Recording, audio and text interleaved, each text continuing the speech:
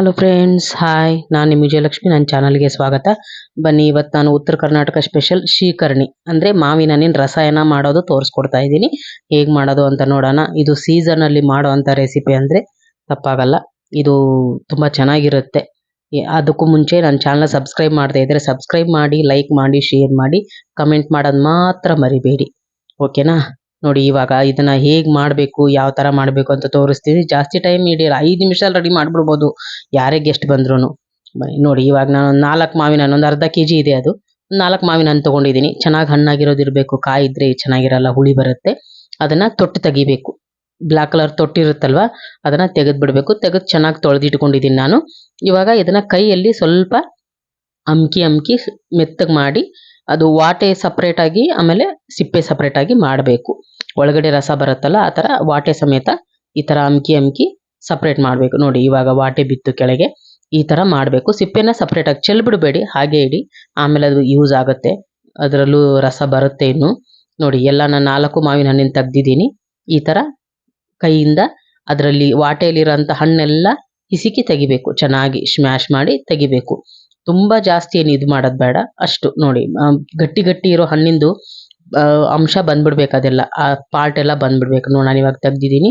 ಇವಾಗ ಈ ವಾಟೆಗೆ ಒಂದು ಚೂರು ನೀರು, ಒಂದು ಅರ್ಧ ಕಪ್ಪಷ್ಟು, ಗ್ಲಾಸ್ ಅಲ್ಲ ಕಪ್ಪು, ಟೀ ಕಪ್ಪಷ್ಟು. ನೋಡಿ, ಈ ಥರ ಅವನ ವಾಟೆನ ಕ್ಲೀನ್ ಮಾಡಿಕೊಂಡು ಅದರ ನೀರಲ್ಲಿ ವಾಶ್ ಮಾಡಿಕೊಂಡು ಇದಕ್ಕೆ ಹಾಕ್ಬಿಡ್ಬೇಕು.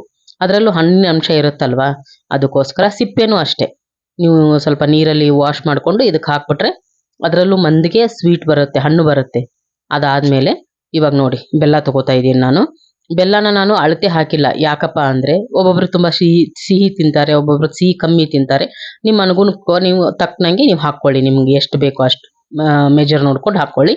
ಆಮೇಲೆ ಇದನ್ನ ನುಣ್ಣಗೆ ಜಜ್ಜಿಟ್ಕೊಂಡಿದ್ದೆ ನಾನು. ಬೆಲ್ಲನ ತುರಿದಿಟ್ಕೊಂಡ್ರು ಓಕೆ, ಇಲ್ಲ ಪುಡಿ ಇದೆ ಅಂದರೂ ಓಕೆ, ಏನು ಪ್ರಾಬ್ಲಮ್ ಇಲ್ಲ. ಆದರೆ ಸಕ್ಕರೆ ಮಾತ್ರ ಬೇಡ, ಬೆಲ್ಲನೇ ಬೇಕು. ಸಕ್ಕರೆ ಹಾಕಬೇಡಿ. ಸಕ್ಕರೆ ಹಾಕಿದ್ರೆ ಹೆಲ್ತ್ಗೂ ಒಳ್ಳೇದಲ್ಲ, ಟೇಸ್ಟು ಚೆನ್ನಾಗಿ ಬರಲ್ಲ. ನೋಡಿ, ಈ ಥರ ಬೆಲ್ಲನ ಪೂರ್ತಿಯಾಗಿ ಒಂದೇ ಸ್ವಲ್ಪ ಒಂದು ಅರ್ಧ ಕಪ್ ನೀರಲ್ಲಿ ಕರಗಿಸ್ಕೊಂಡು ಈ ಥರ ಮಿಕ್ಸ್ ಮಾಡ್ಕೊಳ್ಳಿ. ಯಾವುದಕ್ಕೆ? ಆ ಮಾವಿನ ಹಣ್ಣಿನ ರಸ ತೆಗೆದಿಟ್ಕೊಂಡಿದ್ದೀರಲ್ಲ ಅದಕ್ಕೆ ಮಿಕ್ಸ್ ಮಾಡಿಕೊಂಡು ಚೆನ್ನಾಗಿ ಮಿಕ್ಸ್ ಮಾಡಿ ಅದನ್ನು. ಅದು ಜಾಸ್ತಿ ಕೈನೂ ಆಡಿಸ್ಬಾರ್ದು, ನಿಧಾನಕ್ಕೆ ಆಡಿಸ್ಬೇಕು, ಸ್ಲೋ ಆಗಿ. ಅದು ಬೆಲ್ಲ ಮಿಕ್ಸ್ ಆಗುತ್ತೆ ಅಂದರೆ ಚೆನ್ನಾಗಿರುತ್ತೆ.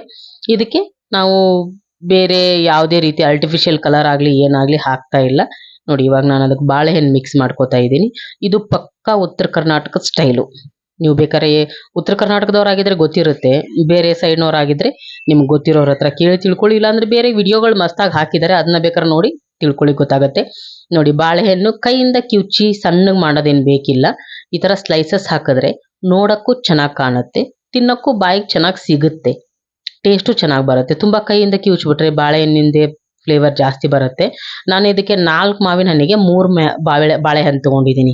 ನೋಡಿ, 3 ಬಾಳೆಹಣ್ಣು ನಾನು ಕಟ್ ಮಾಡಿ ಹಾಕ್ಕೊಂಡೆ. ಈ ಥರ ಕಟ್ ಮಾಡಿ ಹಾಕ್ಕೊಂಡ್ರೆ ಚೆನ್ನಾಗಿರುತ್ತೆ. ನೋಡಿ, ನೋಡೋಕ್ಕೂ ಚೆನ್ನಾಗಿ ಎಷ್ಟು ಚೆನ್ನಾಗಿ ಕಾಣುತ್ತೆ, ಸ್ಲೈಸಸ್ ಆಗಿ ಗೋಲ್ ಆಗಿ ಎಷ್ಟು ಚೆನ್ನಾಗಿರುತ್ತೆ. ಅದಕ್ಕೋಸ್ಕರ ಹೇಳಿದ್ದು.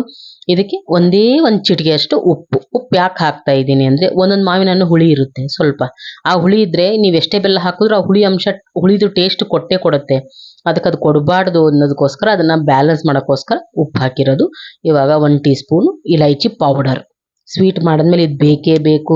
ಅದರಲ್ಲೂ ಉತ್ತರ ಕರ್ನಾಟಕದ ಜನ ಇಲೈಚಿ ಪೌಡರ್ ಇಲ್ಲದೆ ಯಾವ ಸ್ವೀಟು ಮಾಡಲ್ಲ. ಯಾಕಂದರೆ ಅದು ಘಮ ಚೆನ್ನಾಗಿ ಕೊಡುತ್ತೆ, ಆಮೇಲೆ ಆರೋಗ್ಯಕ್ಕೂ ಒಳ್ಳೆಯದು. ಅದಕ್ಕೋಸ್ಕರ. ನೋಡಿದ್ರಲ್ಲ ಎಷ್ಟು ಚೆನ್ನಾಗಿದೆ ಅಂತೆ. ರೆಡಿ ಆಯಿತು. ಇವಾಗ ಇದು ಇನ್ನೇನು ತಿನ್ನೋದೇ ಬ್ಯಾಲೆನ್ಸ್ ಇರೋದು.